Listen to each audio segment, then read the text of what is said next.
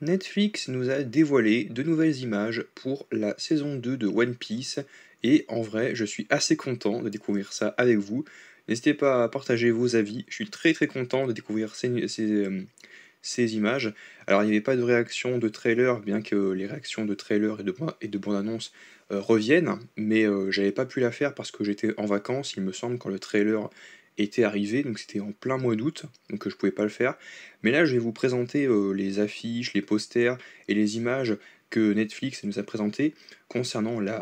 une partie. Alors, c'est un arc bien précis, je crois que c'est Reverse Mountain, où l'équipage de Luffy, Monkey D. Luffy, donc l'équipage du chapeau de paille, est en route, font voile vers Grand Line, ils sont en route pour Grand Line, et l'équipage du chapeau de paille quitte East Blue. East Blue, c'était donc le premier arc qu'on a vu dans la saison 1, où ils ont fait pas mal de rencontres avec Baggy le Clown, Arlong Park, etc. Et c'était très cool, le temps que Luffy puisse, former son équipage. Et maintenant, le petit équipage qui va, on le sait, va continuer à se développer par la suite pendant cet arc-là, qui est donc le gros arc, c'est Alabasta, avec le personnage de Vivi. L'actrice fait polémique à propos, mais voilà, on s'en fiche. L'univers de One Piece, c'est un peu des animaux qui parlent, des personnages de plusieurs horizons. Et le gros de l'histoire, c'est donc la quête du One Piece. Et là, du coup, pour la saison 2, il y a les images avec les personnages de Crocus, de Laboon, la baleine, l'arc de Revenge Mountain, qui est donc le premier, le premier arc, le premier point clé donc, de cette deuxième phase de One Piece, donc deuxième chapitre de One Piece, qui est Alabasta. Et du coup, on a eu des images. Et puis voici le pitch de cette partie-là. C'est que alors que Luffy et son équipage quittent la région d'East Blue, ils se dirigent désormais vers Grand Line, une mer mythique où tout devient possible et dangereux. Les premières photos confirment que la série entrera bientôt dans l'un des arcs les plus aimés du manga, l'arc d'Alabasta. On y aperçoit les premières scènes à Longtone, dernière escale avant le grand voyage, ainsi que l'imposante Reverse Mountain, porte d'entrée vers un monde de mystères et de créatures étonnantes. L'équipage du Vogue Mary devra notamment affronter la gigantesque baleine, Laboon, figure emblématique du début de Grand Line, et croiser la route du médecin excentrique Crocus. Et Crocus, il me semble que c'est le gardien du phare, parce il y a au pied de la montagne, qui est donc aussi la cascade qu'on a vu dans le trailer, mais que j'ai pas pu vous montrer, on voit la grande gueule ouverte de la baleine Laboon, et où t'as Luffy qui fait «Ouais, c'est parti!» avec le Vogue Mary qui fonce droit vers la gueule de la baleine Laboon. Au pied de cette cascade, dans le manga, on voit qu'il y a un petit phare, et en fait, Crocus, c'est le gardien du phare, qui est ami avec la baleine Laboon, et il se trouve que la baleine, 50 ans auparavant, elle s'était donc liée d'amitié avec un groupe de pirates qui avait fait escale vers Reverse Mountain, à Longtone, et ils avaient besoin de matériel, ils avaient besoin de rafistoler leur navire, et du coup ils ont passé des mois avec Crocus et Laboon, et du coup, la boune, la baleine, elle s'est liée d'amitié avec l'équipage, à tel point que quand ils sont amenés à partir, et quand ils sont vraiment partis, ça lui a déchiré le cœur, à tel point que elle rumine en fait leur retrouvaille. Sachant que, en fait, les amis en question, les amis pirates, ils avaient fait la promesse à la baleine et à Crocus, le gardien du phare, qui est le médecin excentrique, qu'ils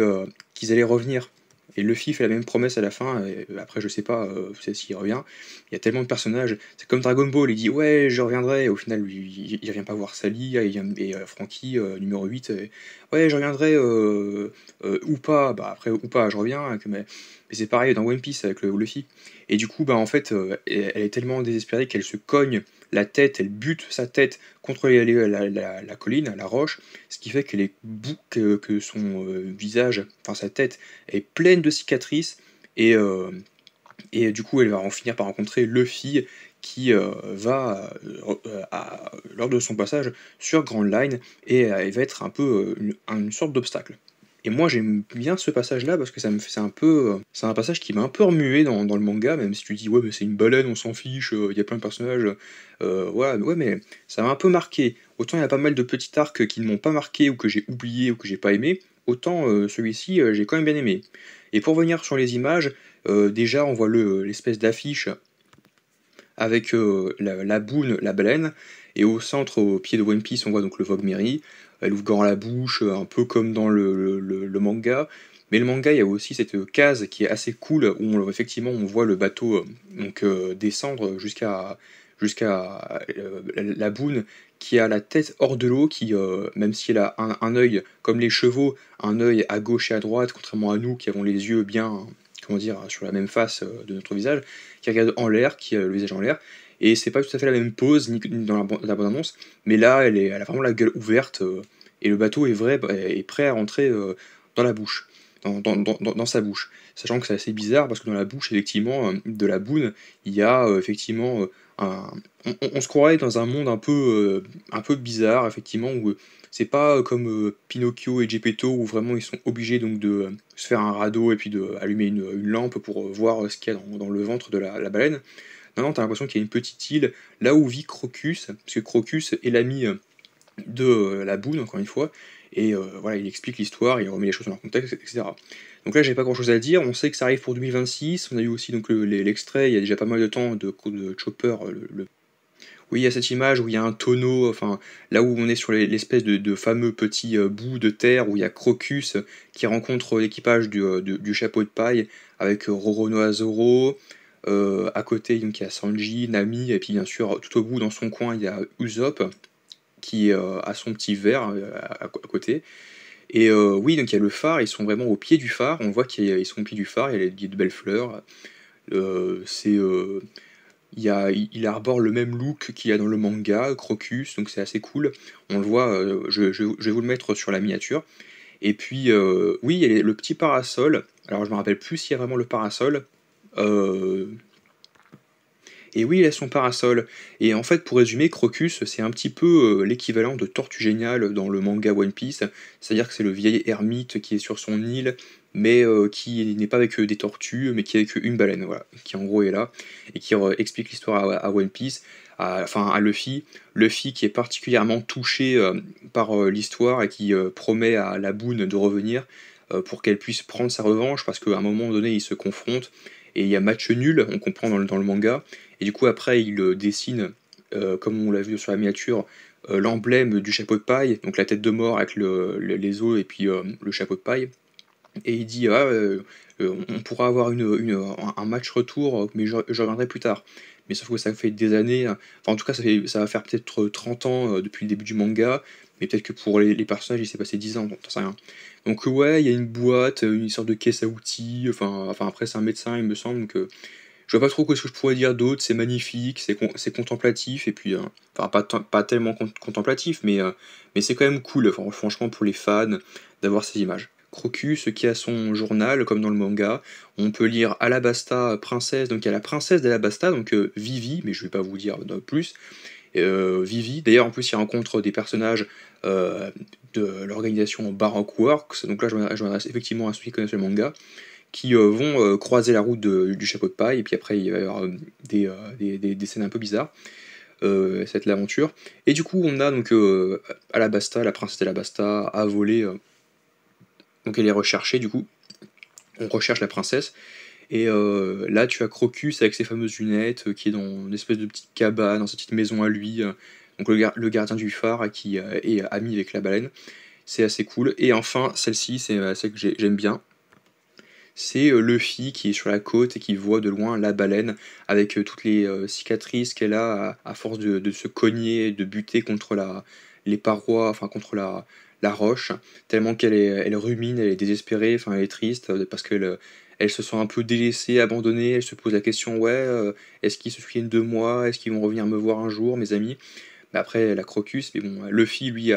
il a un peu de la peine pour elle. On voit qu'il y a quand même malgré tout le petit phare, donc justement, là, c'est peut-être le coin, effectivement, où on aura donc les amis de Luffy qui vont se poser. Même s'il y a un moment, je crois que la baleine, au début, avale, elle gobe le navire. et après je sais plus ce qu'il en est, je crois qu'ils arrivent à sortir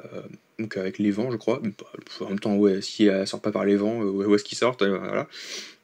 Et le petit phare, là, et puis oui on voit que la baleine est proche, elle sort de l'eau. Et franchement j'aime beaucoup ces images, ça me hype beaucoup parce que, puis en plus on a vu des images assez cool, il y a des personnages que j'attends beaucoup dans Alabasta, des personnages un peu bizarres, un peu oui, qui sont un peu, c'est un peu inégal, mais d'autres qui sont assez rigolos, qui ont leur lot de, qui, qui nous réservent leur petit lot de surprises, ce qui fait qu'on pourrait être assez cool, enfin on est assez content et satisfait de les voir, parce que il y a des personnages assez barrés, d'autres qui sont assez, qui ont des histoires plutôt cool, plutôt pas passionnantes, c'est palpitant. Et puis voilà, ça stimule l'imagination, la créativité. Et n'hésitez pas à dire ce que vous pensez globalement de ce petit arc Reverse Mountain pour les fans de One Piece, si vous êtes là, peut-être qu'il n'y a pas beaucoup de fans de One Piece qui tombent sur ma vidéo, on ne sait pas. Ou alors si, mais non, je pense pas. Mais ouais, faut pas dire ça, mais bon, il y en a sûrement, peut-être. Et puis, quel est votre hype pour la saison 2 de One Piece en live? N'hésitez pas à aimer, partager, commenter, vous abonner, et me dire globalement si vous avez aimé ces leaks, si vous aimez donc ce passage-là dans Reverse Mountain, si vous aimez l'arc Alabasta, si vous aimez les personnages de Crocus et de Laboon, la baleine, et ben n'hésitez pas à me le faire savoir. N'hésitez pas à aimer, partager, commenter, vous abonner, et je vous fais des bisous, et à très vite pour de nouvelles vidéos.